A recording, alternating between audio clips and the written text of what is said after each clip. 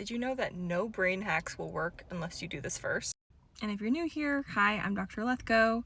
I'm your guide to all things executive functioning, and I help you turn brain hacks into real world success.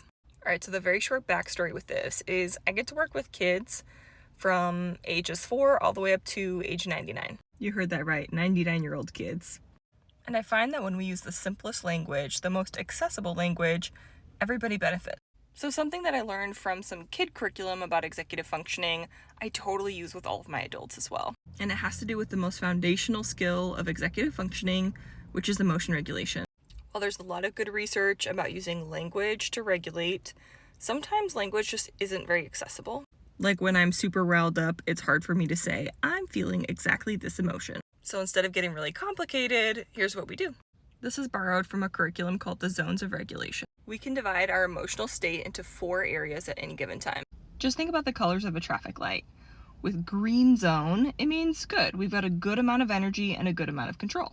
Green zone is the optimal zone for having control and attention in order to complete a task. Yellow zone means we're starting to have a little bit too much energy and not enough control. This is when we're starting to feel a rising emotion, any emotion, and we're starting to lose control over it. Just like with a traffic light, the yellow color reminds us it's time to slow down. And then, of course, there's the red zone. Red means we have way too much energy and zero control or not sufficient control, and the red reminds us it's time to stop. Our one bonus and the 4th of the 4 zones of regulation is blue. Blue zone is when we don't have enough energy, when it's really hard to muster the energy for anything. This could be when we're tired, sad, really sad, sick. So emotions can work with us or against us. When your emotions have hijacked your brain, it's really hard for us to tap into our executive functioning.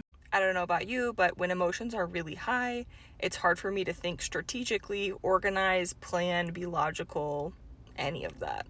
What I love about identifying what zone I'm in is then I can decide how to get back into the green zone. So if I'm feeling in the yellow zone, then I need to down regulate, which for me could look like taking some deep breaths, going on a walk, or maybe I need to get out some of that energy by doing a little dance and then taking a seat down. And if I'm blue zone and I have really low energy and I can't just muster up, then I need to do something a little bit more activating to get enough energy to complete the task by either resting or doing something a little more active.